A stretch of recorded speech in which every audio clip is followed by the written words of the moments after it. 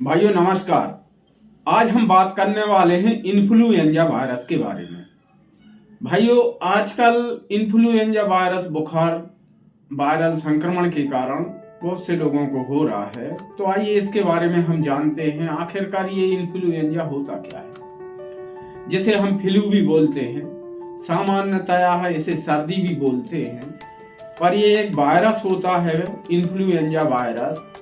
H1N1 virus जो है वो समय समय पे अपना रूप बदल लेता है।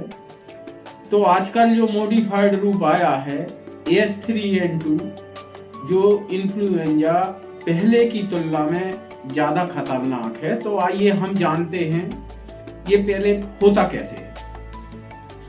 जब एक संक्रमित व्यक्ति जिसको फ्लू है वो खांसता या छींकता है तो उसके मुंह से थूक के छोटी छोटी बूंदें बाहर हवा में निकलती हैं छींकने खांसने के द्वारा।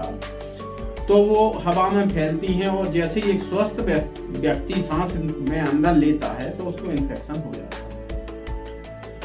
अब यदि किसी को इन्फेक्शन हो जाता है तो हम जानते हैं इसके लक्षण क्या हैं। तो भाइयों इसके लक्षण में बुखार आता है, नाक बहती है, छींकें आती हैं, खांसी होती है, सांस लेने में तकलीफ होती है, बदन दर्द होता है और सिर दर्द होता है, पूरा शरीर दुखता रहता है, मन नहीं लगता है, बेचैनी होती है, घबराहट होने लगती है, सांस लेने में कई लोगों को तकलीफ होने लगती है, बहुत खांसी चलती है, बलगम से खून भी आ सकता है।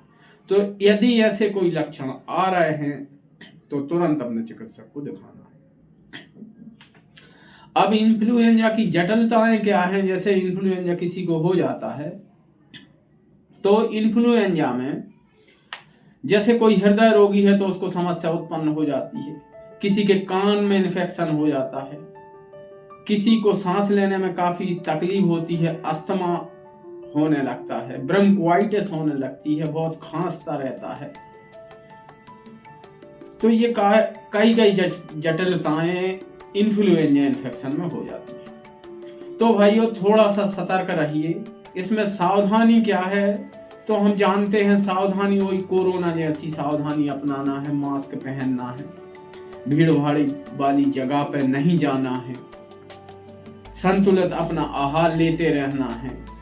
जिस व्यक्ति की इम्यूनिटी कमजोर होती है, प्रतिरोधक क्षमता जिसकी कम होती है, वो जल्दी इन्फेक्शन हो जाता है। अब इसमें प्रभावित कौन कौन होता है तो इसमें 5 साल से छोटे बच्चे ज्यादा प्रभावित होते हैं, 60 साल से ऊपर के बुजुर्ग ज्यादा प्रभावित होते हैं, महिलाएं, गर्भवती महिलाएं, इनके लिए ये ज्यादा प्रभावी होता है और ज्यादा नुकसानदायक हो सकता है। तो इसके लिए वयस्कों को, महिलाओं को, सभी को हो जाता है, पर सतर्कता बरतें और इसको डॉक्टर को ही दिखाएं।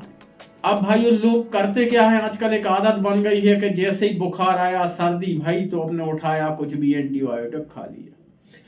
मुख्यतया एम्पिसिलिन, सिप्रोफ्लॉक्सेसिन, नॉरफ्लॉक्सेसिन, ओफ्लॉक्सेसिन, गेटाइफ्लॉक्सेसिन, लेवोफ्लॉक्सेसिन, कुछ भी जो है मन से आदमी खा लेता है और कोई भी एनाल्जेसिक खा लेता है। तो भाइयों ये मन से ना करें। कृपया कोई भी एंटीबायोटिक आप खा रहे हैं तो उसके लिए खाने के पहले आप चिकित्सक से परामर्श लें। बिना चिकित्सक के परामर्श के आप कोई भी एंटीबायोटिक का सेवन नहीं करें, वरना आपको नुकसान भी हो सकता है। तो ये देखना है भाई कि आपको बिल्कुल बिना चिकित्सक की सलाह के एंटीबायोटिक का उपयोग नहीं करना है, बिल्कुल ध्यान रखिए। अब अपन प्राथमिक चिकित्सा के तौर पर क्या कर सकते हैं तो प्राथमिक चिकित्सा के तौर पर हम एंटी एलर्जिक मेडिसिन ले सकते हैं, हल्की फुल्की 500 mg पैरासीटामोल, और बच्चा है तो उसे कम देना है, वो 125 mg होता है बच्चों का डोज, और अगर छोटा बच्चा रहता है तो उससे भी कम होता है। तो ये देखना है भाई कि ये मन से ना लें, वो भी डॉक्टर को ही दिखा लें, तभी ऐसी कोई औषधि का सेवन करें आप। और बिल्कुल बचाव के लिए वही कोरोना जैसे बिल्कुल आप सावधानी अपनाएं, मास्क पहने, भीड़ भाड़ में ना जाएं, पानी साफ पिएं, शुद्ध पिएं, खाना संतुलित लें, एक्सरसाइज वगैरह ये सब करें। जिसकी इम्यूनिटी कमजोर होती है भाई उसी को ज्यादा नुकसान हो सकता है, और ये लगभग 2 हफ्ते से 3 हफ्ते में अपने आप ठीक भी हो जाता है। लेकिन जब तक आपको खांसना है, छींकते रहना है और आप चिकित्सक को दिखाएंगे तो ठीक हो जाता है। और अपनी इम्यूनिटी को हमेशा मजबूत बनाइए। मैं बार बार यही बोलता हूँ कि बीमारी हमेशा कोई भी हो, चाहे इन्फ्लुएंजा हो, चाहे सर्दी जुकाम हो, कई तरह के वायरस हैं, बैक्टीरिया हैं, किसी को निमोनिया भी हो जाता है तो उसको भी तकलीफ हो जाती है। इसमें इन्फ्लुएंजा में अगर निमोनिया हो जाए तो वो भी और घातक हो जाता है। तो भाइयों क्या है कि बिना चिकित्सक के परामर्श के कोई मेडिसिन ना लें और अपना ध्यान रखें, स्वस्थ रहें, अपनी इम्यूनिटी बढ़ाएं और अपना सतर्क रहें। तो भाइयों ये था इन्फ्लुएंजा के बारे में जानकारी। तो आपका दिन शुभ हो। धन्यवाद, नमस्कार।